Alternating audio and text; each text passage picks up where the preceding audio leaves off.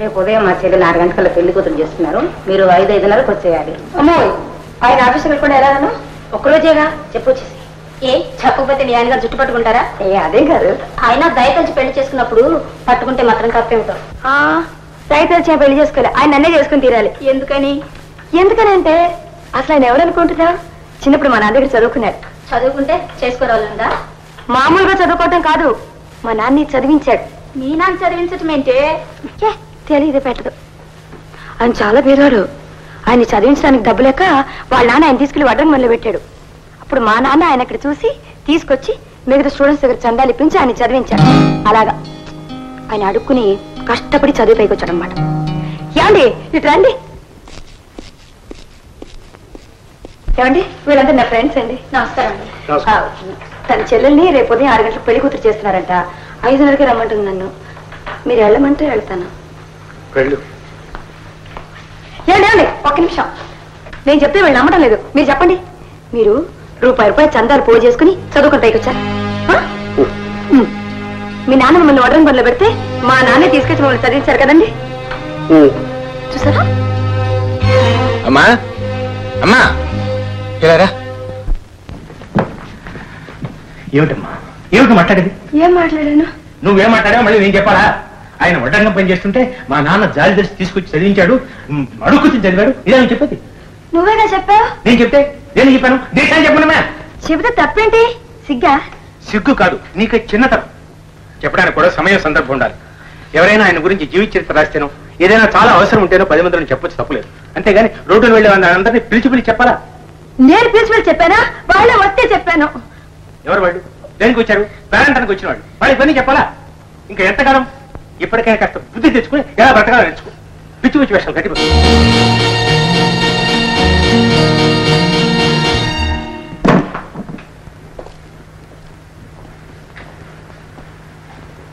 గౌరీ భోంచేదట ఏమైంది? ఏమండి మిమ్మల్ని నా ఫ్రెండ్స్ పరిచయం చేయడం తప్ప ఎవరున్నారు? ఇంకెవరు? ఆ ముసలు ఆయన కష్టపడి వారాలు చేసుకుని చదువుకుని పైకి వచ్చారన్నాను. అలాగే వచ్చారు.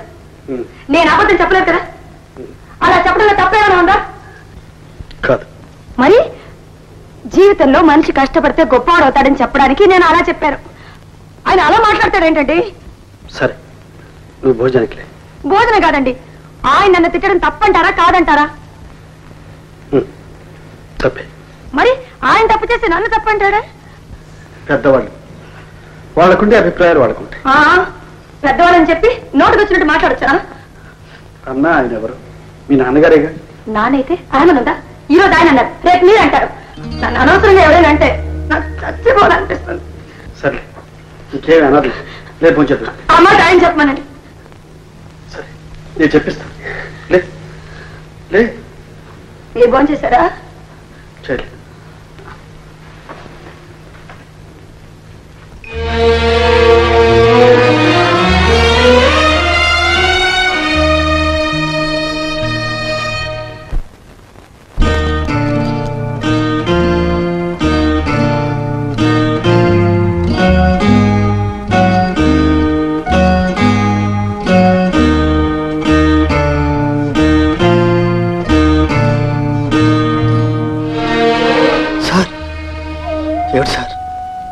వయస్సు మళ్ళిన వాళ్ళు కాదు బాబు, పెద్దవాళ్ళు, మనసు తెలుసుకున్న వాళ్ళు, మనిషిలా ప్రవర్తించగలిగిన వాళ్ళు.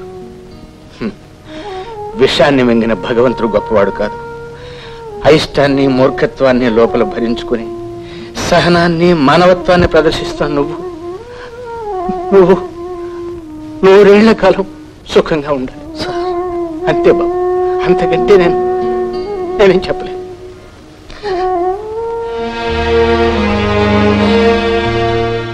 ఎక్కడ దొరుకుతాయే నీ మొహం? టికెట్లు దొరికితే నీకెందుకు, దొరకపోతే నీకెందుకు? నాది బాధ్యత. నువ్వు వస్తావా రావా? వస్తావా రావా?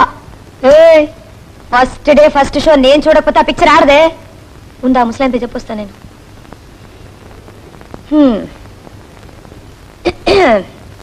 నానా నీకు బయటకెళ్ళే పని ఏమైనా ఉందా? ఎందుకమ్మా? ఏం లేదు, నాకు పని ఉంటే బయటకు వెళ్తున్నాను, నువ్వు ఇంట్లో ఉంటావని. ఎక్కడికి వెళ్ళాలి? సినిమాకి. నాకు ఇష్టం లేదు, అంత దూరం నుంచి వాళ్ళు వచ్చారు, రమ్మంటే రానంటే బాగుండదు కదా, అందుకని. చూడమ్మా, ఇంతకు ముందు నువ్వు సినిమాకి వెళ్ళినా సర్కస్కి వెళ్ళినా నే కాబట్టి సరిపెట్టుకునేవాడిని. ఇప్పుడు నీకు పెళ్ళయింది, ఒక భర్త ఉన్నాడు, అతనికి చెప్పకుండా నువ్వు వెళ్ళకూడదమ్మా.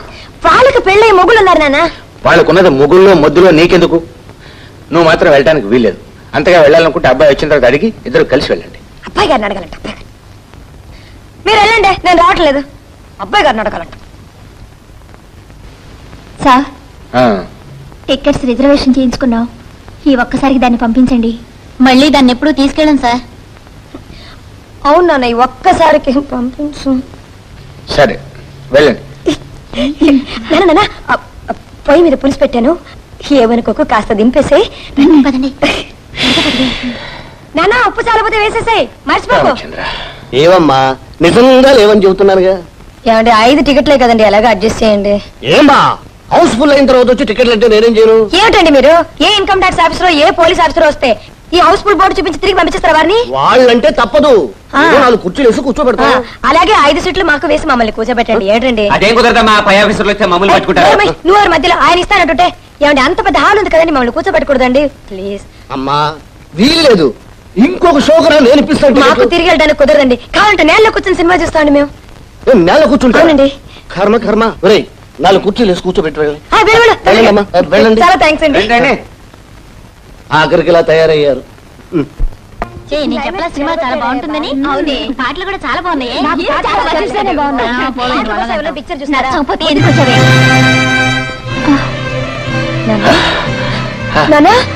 ఏమైంది నాన్న?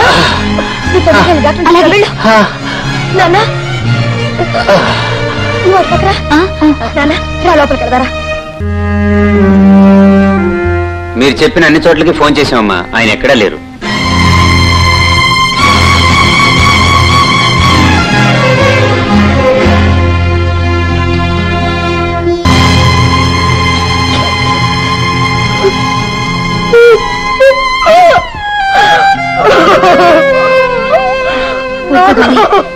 గౌరీ,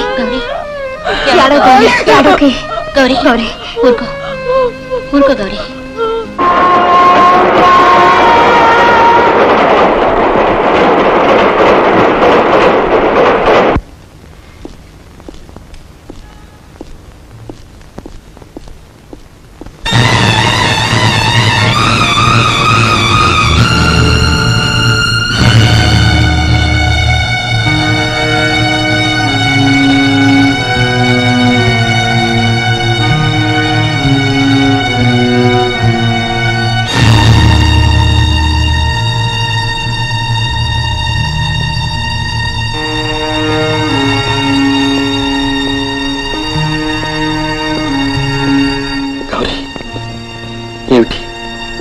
ఏం జరిగింది? అసలేం జరిగింది?